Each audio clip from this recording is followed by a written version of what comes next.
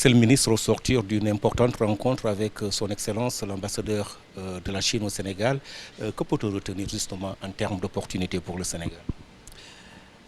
Je dois préciser que nous organisons cette rencontre, nous recevons avec toute la teranga qui s'y est, son Excellence l'ambassadeur de la Chine au Sénégal, dans le prolongement d'abord de la visite du chef de l'État en Chine, mais ensuite de celle du Premier ministre en Chine récemment, dont nous avons tous deux, l'ambassadeur et moi, été témoins actifs, pour ne pas dire acteurs de la rencontre. Il nous revient aujourd'hui de travailler à mettre en œuvre les orientations, pour ne pas dire instructions, qui sont données. Suite à l'audience accordée par le Premier ministre Ousmane Sonko en Chine aux différentes entreprises. Nous avons eu l'opportunité aujourd'hui de faire de l'historique, mais de nous fixer les perspectives tout en ayant détecté tous les goulots d'étranglement des chantiers, des nombreux chantiers à l'arrêt au Sénégal. En termes d'historique très positif, la Chine est en relation très ancienne avec le Sénégal. Beaucoup de réalisations, énormément. Je passe dessus les différents stades, mais pour ne retenir que deux, les plus récentes dans le cadre du réseau autoroutier, pour ne pas dire infrastructurel. Le pont de Foundiougne, qui a été l'œuvre de la coopération avec la Chine, mais également l'autoroute Ila Touba, qui aujourd'hui est le symbole de l'implication de la Chine, même dans le cadre de la gestion. Ces projets sont réalisés et les infrastructures sont en cours d'exploitation. Mais nous nous sommes arrêtés sur les chantiers en cours, qui intéressent particulièrement l'actualité des Sénégalais, qui restent préoccupés, simplement parce que tous les chantiers en cours au Sénégal à l'arrêt, la raison elle est quasi unique, elle tourne autour du ratio de la dette qui dépasse les 70%, parce que dans les contrats, le Sénégal s'est engagé à respecter ce ratio de la dette à 70%. Nous en sommes aujourd'hui à 119%, ce qui fait que tous les bailleurs ont invoqué ce qu'ils appellent les clauses techniques de refus. Fort heureusement, avec le voyage du Premier ministre, la Chine a accepté de lever ces conditions-là et nous sommes dans le cadre du travail nécessaire pour que la reprise des travaux soit faite. Ces travaux, pour ce qui concerne les infrastructures, ce sont l'autoroute Mbour-Fatick-Kaolack, qui est aujourd'hui réalisée à plus de 91% et pour laquelle l'entreprise, notamment la banque China Exim Bank, est venue travailler ensemble avec le ministère de l'économie et de la coopération. Mais également, nous avons la route de Niayes. La route de Niayes est très catalytique pour Dakar parce qu'elle impacte les inondations. Elle est très catalytique en ce sens que les populations de Guédiawaye, les populations de Parcelles Assainies, jusqu'à la zone des Almadies, pour finir ici au niveau de la banlieue, notamment les populations de Kounoune, attendent fortement la reprise. Aujourd'hui, nous sommes en passe de lever les blocages grâce à la volonté des autorités chinoises et à la visite du Premier ministre Ousmane Sonko.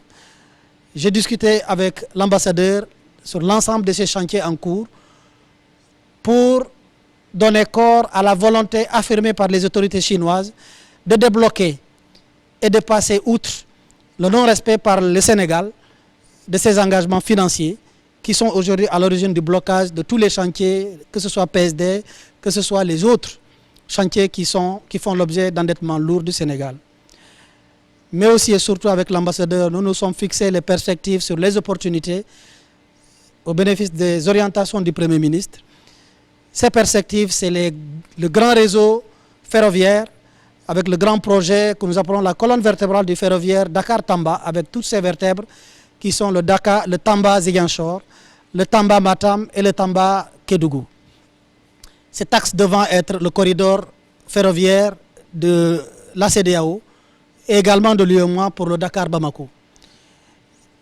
La Chine s'est fortement intéressée, mais également à la construction des aéroports régionaux. Nous savons qu'aujourd'hui, Ziguinchor doit être livré sous peu. Nous savons que Saint-Louis a été livré, mais c'est perfectible.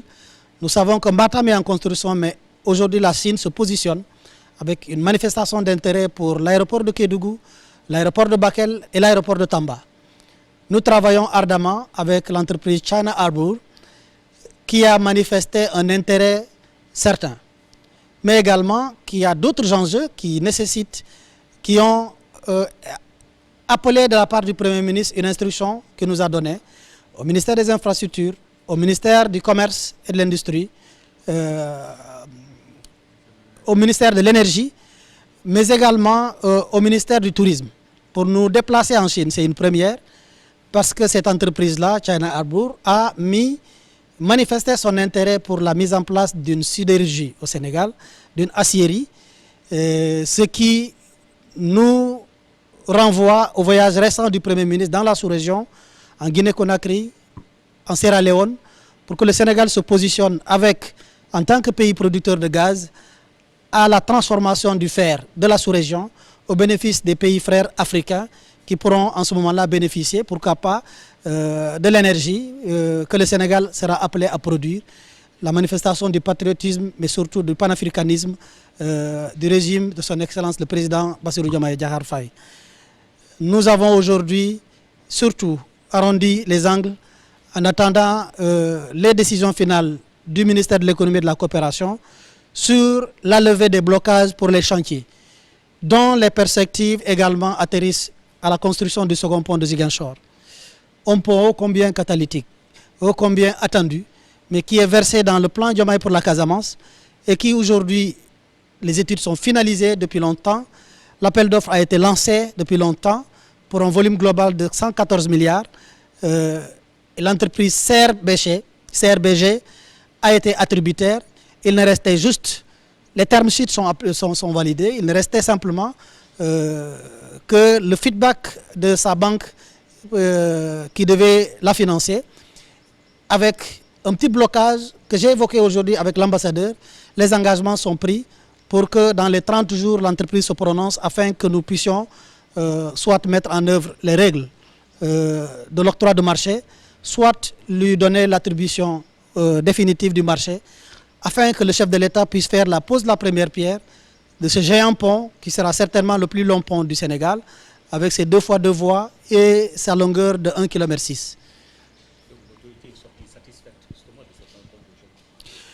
Je suis très satisfait parce que ce qui n'est pas dit, c'est que nous sommes en train, à travers cette rencontre, au-delà de la revue du portefeuille de projet, au-delà des projections, mais c'est surtout le déplacement très prochain sur instruction du Premier ministre en Chine pour une discussion en détail avec les entreprises concernées et également une visite d'immersion, mais c'est surtout travailler à matérialiser, à concrétiser. Nous avons fait un grand pas en avant.